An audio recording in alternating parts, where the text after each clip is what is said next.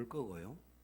가사도 사실은 뭐 정확하게 뭐 앱도 따라하시면 앞에 정확한데 뒤에가 갖고나 하여튼 그런데 이 아이가 이렇게 할 수 있는 것은 그 할아버지 할머니가 했든지 아니면 엄마 아빠가 했든지 하는 그 모습을 보고 한 겁니다. 그리고 그 뭐 그렇게 하는 걸 보고 막 옆에 분들이 박수 쳐주니까 더 좋아서 기뻐하면서 자기가. 근데 여러분 지금 이 아이가 불렀던 찬송 여러분 그 부르는 구절 가사만이라도 다 외울 수 있나요? 아이 지금 암송하면서 찬송을 뒤적뒤적하면서 지금 글자가 뭘 알겠습니까? 그게 어른들이 부모가 보여주는 모습을 그대로 수용하면서 그냥 행동한 거예요. 저는 저 아이가 하나님의 은혜 가운데 계속해서 자라갈 때에 하나님 크게 쓰실 줄 믿습니다. 여러분 우리가 바로 이겁니다. 이 어린아이와 같은, 그러니까 진짜 우리의 심령에 하나님의 은혜를 사모하고 하나님이 우리를 붙들어 주기를 소원하는 그 간절함과 갈구함들이 계속 있어야 합니다. 하나님께서 소원하는 영혼들에게 만족해 하시는 분인 줄 믿으셔야 합니다. 그래서 오늘 본문은 진짜 이 어린 아이들의 모습 속에서 하나님이 기뻐하시는 영광의 역사를 보여주시는데, 성경에 등장하는 한 인물을 소개하고 말씀을 결론을 맺고자 하는데요, 우리가 너무나 잘 아는 다윗이 사무엘상 17장에 골리앗과의 전투를 펼치지 않습니까?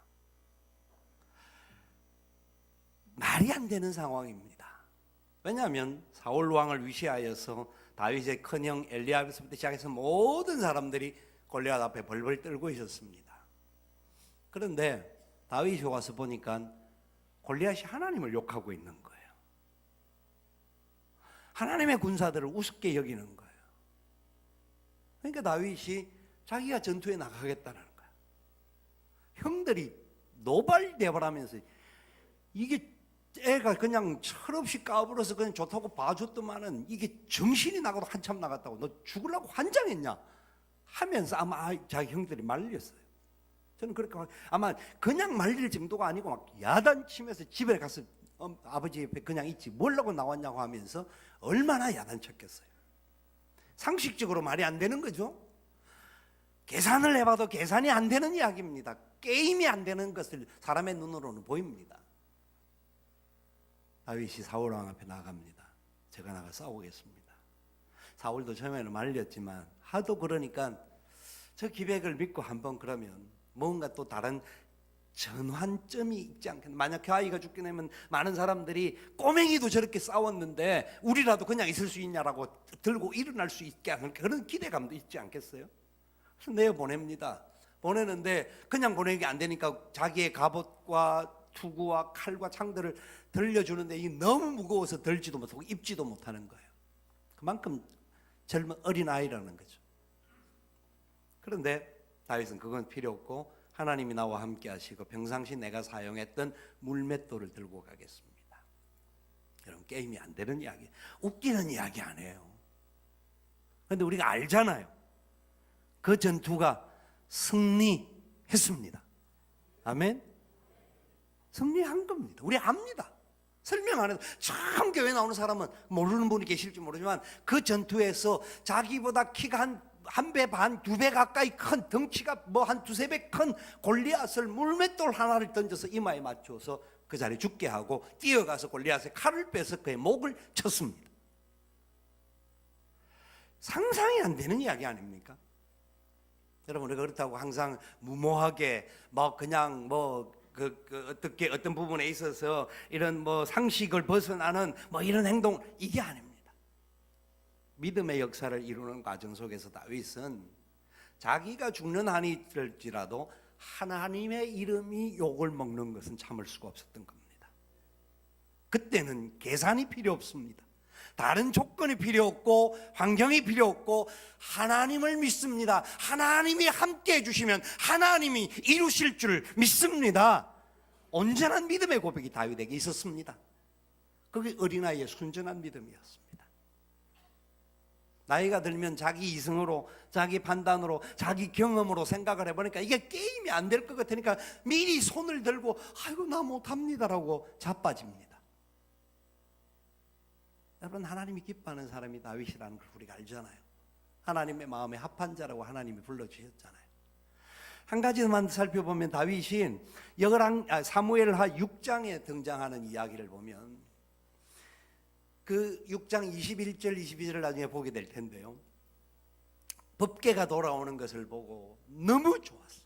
하나님의 법궤가 이제 다윗궁으로 자기들의 나라로 돌아오기에 너무 좋아서 법궤가 돌아올 때 다윗은 기뻐 뛰면서 춤을 췄습니다. 얼마나 놀랍게 춤을 췄는지. 아마 이 춤을 추는 게 얼마나 좀 우스꽝스럽게 했는지 그의 아내 미갈이 뭐라고 합니까? 성경에 명확하게 구절은 그냥 핀찬을 주는 내용이 나오는데 아마 이렇게 이야기했잖아요. 왕이여 왕이여, 너무 채통을 좀 이렇게 해갖고 왕이라서 좀 자기 처신도 지키고 이게 무슨 꼴입니까? 아마 상당히 강하게 이야기했던 것 같아요. 왕이에요. 다른 사람보다 더 힘있고 위대한 존재였어요. 그런데 여러분 보세요. 사무엘하 6장 21절 같이 읽어볼까요? 다윗이 미갈에게 이르되 이는 여호와 앞에서 한 것이니라. 그가 내 아버지와 그의 온 집을 버리고 나를 택하사 나를 여호와의 백성의 이스라엘의 주권자로 삼으셨으니 내가 여호와 앞에서 뛰놀리라. 아멘. 22절 조금 더 한 번 더 봅시다. 22절 보고 이야기합시다. 같이 읽읍시다. 내가 이보다 더 낮아져서 스스로 천하게 보일지라도 네가 말한 바 계집종에게는 내가 높임을 받을 줄 안지라. 다윗은요, 하나님의 법궤가 돌아오는 것이 하나님이 우리 가운데 다시 들어오시는 정도로 받았어요. 어린아이와 같이 순전하게 하나님의 법궤에 대한 온전한 믿음이 있었던 거죠. 그러니까 그 법궤가 돌아오니까 얼마나 좋았던지 춤을 추는데 뛰어놀면서 막 어린아이 같이 막 이러니까 그 미갈의 고백 앞에 그가 하는 말은 이겁니다. 나를 택하사 이스라엘의 주권자로 삼으셨으니 여호와 앞에서 뛰놀리라. 아이가 아니면 할 수 없는 이야기입니다. 왕의 채통, 왕의 어떤 위치, 다윗의 나이 이런 걸 따지면 할 수 없습니다. 너무도 감격스러운 것은 22절에 이렇게 말했지 않습니까? 내가 이보다 더 낮아져서 스스로 천하게 보일지라도, 이보다 더 낮아져서 스스로 천하게 보일지라도 나는 뛰어놀겠다. 그러나 인간적으로는 네가 말하는 그 모든 것 나는 너보다 더 높임을 받는 자이다 하는 이야기를 합니다. 당당했습니다. 여러분, 하나님 앞에 저와 여러분들이 무슨 체면이 있을까요? 무언가 쭈삣될 것이 있습니까? 힘들고 어려운 상황에 놓여질 때 우리가 우리의 힘으로 해결하려고 발부동을 쳐봐야 어느 순간 요만큼은 해결할지는 모르지만 답이 안 나올 때가 얼마나 많습니까? 그 모든 상황에서 진짜 어린아이라고 하면 그냥 엄마 보고 싶어서 떼를 쓰고 엄마 먹을 다 떼를 쓰듯이 하나님 앞에 엎드려 떼를 쓸 수밖에 없어야 합니다. 하나님이 내 삶의 주인 되시고 왕 되시고 우리의 구원자 되심을 믿어야 합니다. 여러분의 지위, 사회적인 신분, 어떤 조건에 있든지 상관없습니다. 저와 여러분들이 철저하게 하나님 앞에 낮아지고 내가 어린아이입니다, 나는 하나님 앞에 자랑할 것 아무것도 없습니다 고백하게 될 때에 16절의 결론은 이렇게 말합니다. 그 어린아이들을 안고 그들을 위해 안수하시고 축복하시니라. 그 어린아이들을 안고 그들을 위해 안수하시고 축복하시니라. 아멘. 아멘. 하나님 앞에 어린아이로 살아가는 우리가 되어진다고 한다면 하나님 책임져 주실 줄 믿습니다. 하나님 우리를 축복하실 것입니다. 우리의 문제, 우리의 풀 수 없는 문제, 우리의 상황들, 어려움들, 위기들 하나님 앞에서 하나님이 해결해 주실 줄 믿어야 합니다.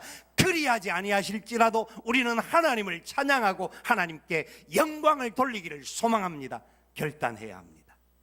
그런 은혜가 저와 여러분 모두에게 나타날 수 있기를 살아계신 예수님의 이름으로 축원을 드립니다. 아멘. 이 시간